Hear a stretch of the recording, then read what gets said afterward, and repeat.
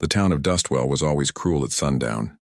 Shadows stretched across the dusty main road, and the sound of boots, horses, and tired sighs carried in the evening wind. The saloon lights flickered on one by one, casting their drunken glow on men who had long since lost their souls to whiskey and cards. But on that night there was no laughter, no music, just a hushed silence, broken only by the barked words of an auctioneer standing tall on a wooden crate.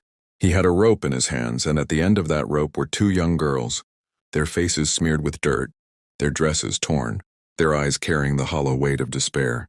The older sister held the younger close, as if her very arms could shield her from the cruelty of the world. The crowd muttered and chuckled as the auctioneer spat out the words, "Two able-bodied girls strong enough for labor, or whatever else a man desires. Who'll start the bidding? A penny? Just a penny to begin?" Laughter rang out, but no compassion followed. Coins clinked, offers tossed around carelessly, 3 pennies, 5 pennies the cost of a drink at the saloon. To the men gathered there, the sisters were worth less than the dust on their boots. And yet, in the corner of the crowd, leaning against a post with his hat shadowing his eyes, stood a cowboy who had been silent all along. His name was Caleb Turner.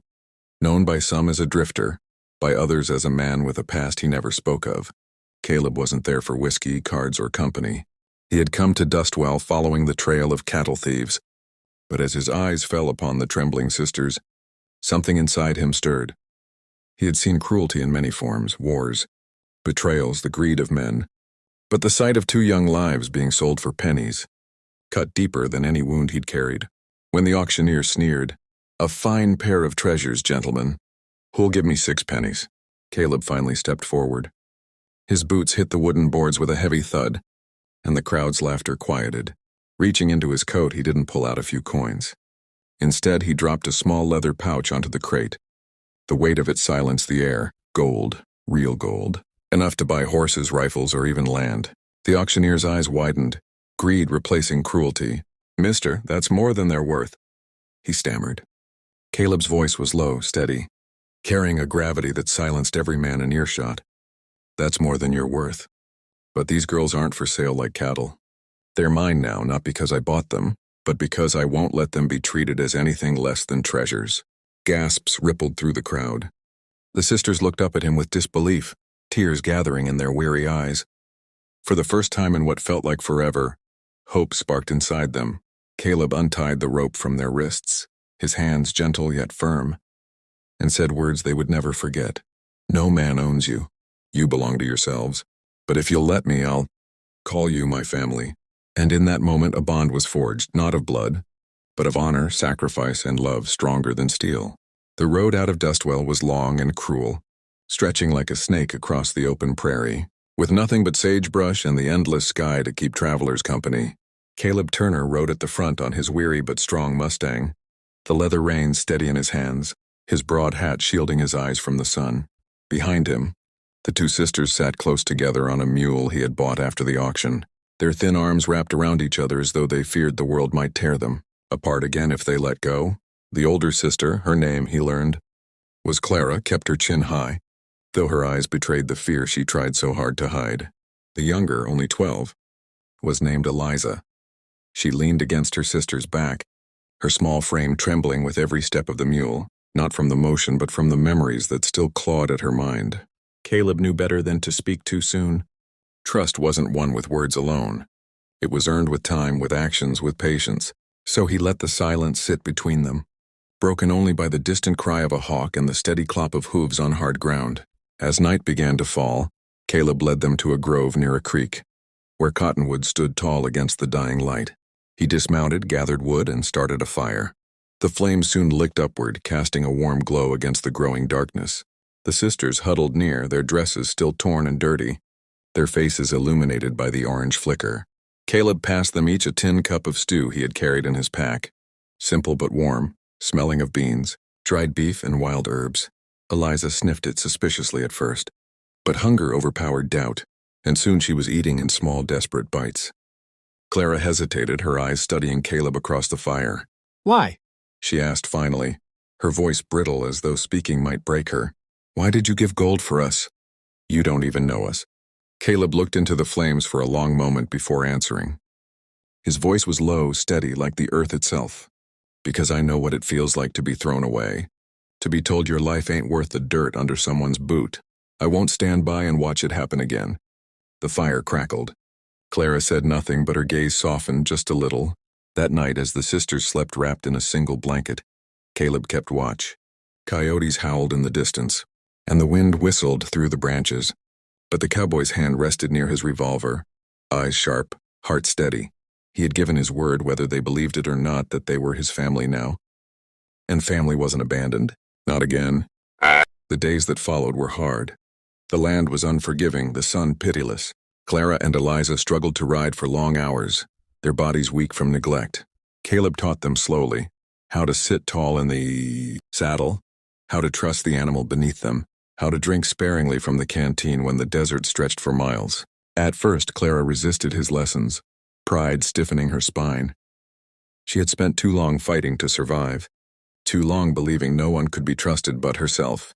But Caleb's patience was steady as the horizon, and soon even Clara's hardened shell began to crack. One afternoon, a storm rolled in sudden and fierce. The sky darkened, thunder growled, and rain fell in sheets that soaked them to the bone. Caleb led the way to a small abandoned shack half collapsed against a hill. Inside, the sisters shivered as the storm howled outside, the wind rattling the wood. Eliza clung to Clara, tears streaming down her face. "It sounds like the world's ending," she whispered. Caleb knelt beside them, his hat dripping rainwater, his voice calm against the storm. "The world's not ending, little one. Storms come and go. They roar and they rage, but they always pass. And when they do, the land is greener, stronger." Eliza stared at him wide-eyed. Slowly, she loosened her grip on Clara's arm. Clara, too, listened, her heart aching at the simple truth in his words.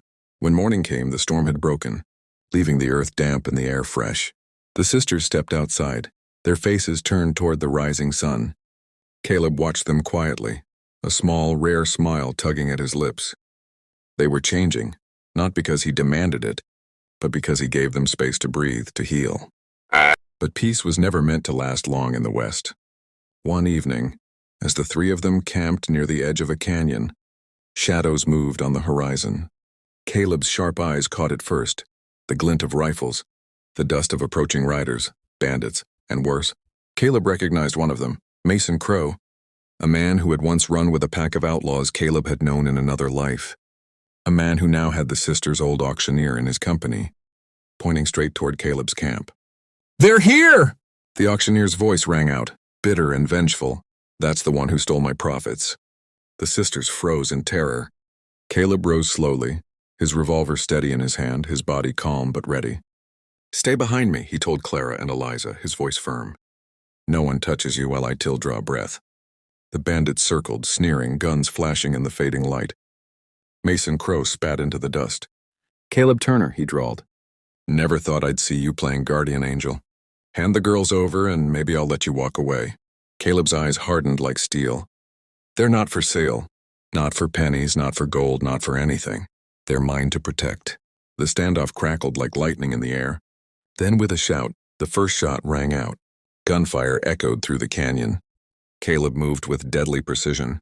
Each shot a promise kept, each step a wall between the sisters and the men who sought to drag them back into darkness. Clara pulled Eliza into cover, her heart pounding, but her eyes fixed on the man who had chosen them over gold, over safety, over himself. When the dust cleared, the bandits lay scattered, some fleeing, some fallen. Mason Crow himself, wounded, cursed Caleb's name before vanishing into the night. The auctioneer was nowhere to be seen. Caleb stood tall, smoke rising from his revolver, his chest heaving with the weight of battle.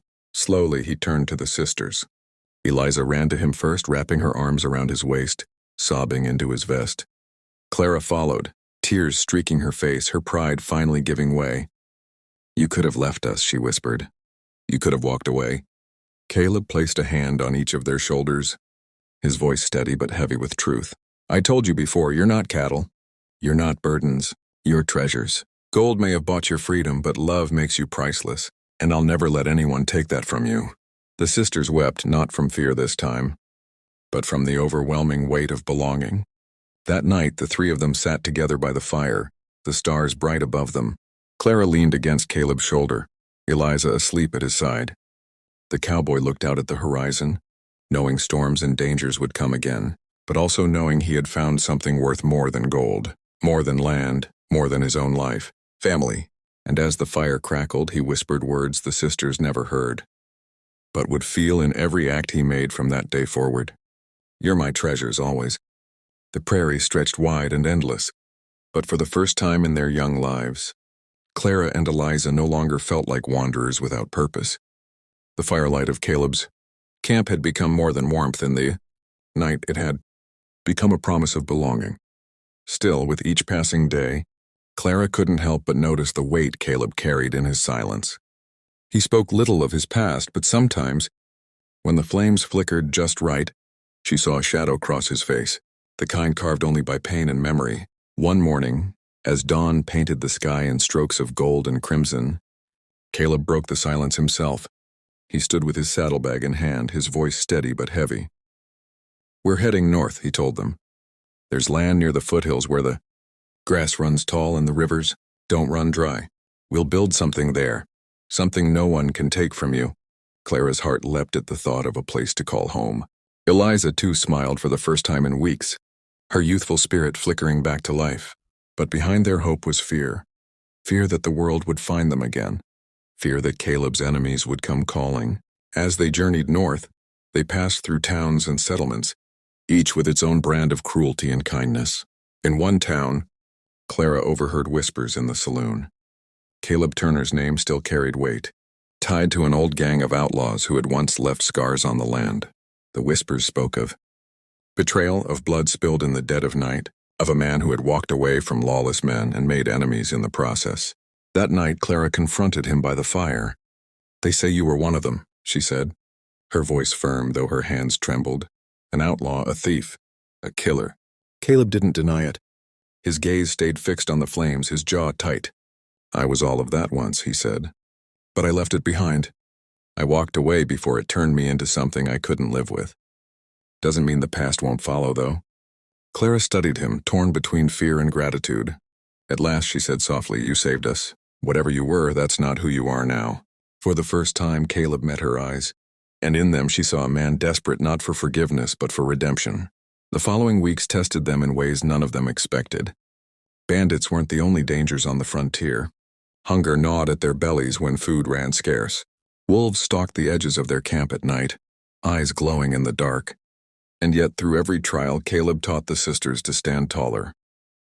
He gave Clara her first rifle, showing her how to aim, how to breathe, how to steady her heart before pulling the trigger. He taught Eliza how to read tracks, how to listen to the wind for signs of danger, how to see not just with her eyes but with her instincts. At first the sisters balked at these lessons. They had been taught all their lives to be silent, obedient, helpless. But Caleb refused to let them stay in the shadows. Treasures aren't meant to be hidden, he told them. You shine brighter when you fight for yourselves. One evening, as the sun bled into the horizon, the storm they had feared finally came, not of rain, but of vengeance. Mason Crow, the outlaw Caleb had once ridden with, returned with a dozen men at his back. Their torches lit the night. Their voices filled the canyon with threats and curses. Caleb Turner? Mason roared, his voice carrying across the land. You think you can play family man? You think you can steal what don't belong to you? Those girls are coming with us. The sisters clung close, but this time it wasn't with fear. It was with resolve. Clara clutched the rifle Caleb had given her. Eliza stood with a knife in her hand, her small frame trembling but her eyes fierce. Caleb stepped forward, revolver gleaming in the firelight. They're not yours to take, Mason. They never were. You want me? Fine, but these girls, they're treasures. You'll never lay a hand on them again. The fight that followed was brutal. Bullets tore through the night, echoing off the canyon walls. Caleb moved with deadly precision, but he wasn't alone.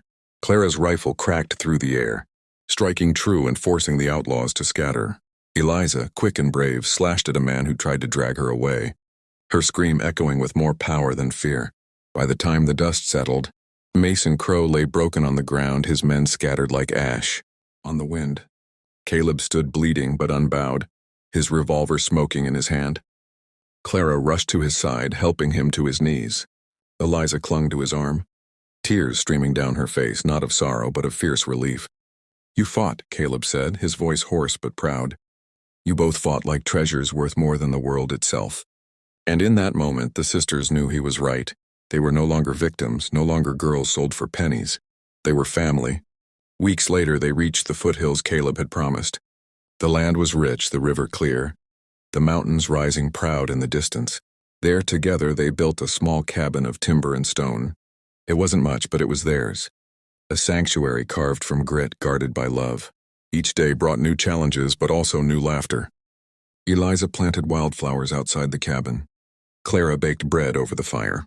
Caleb, his hands rough but steady, mended fences and broke horses, a small smile never far from his lips. At night, the three of them sat beneath the stars. The fire crackling, the weight of the past behind them.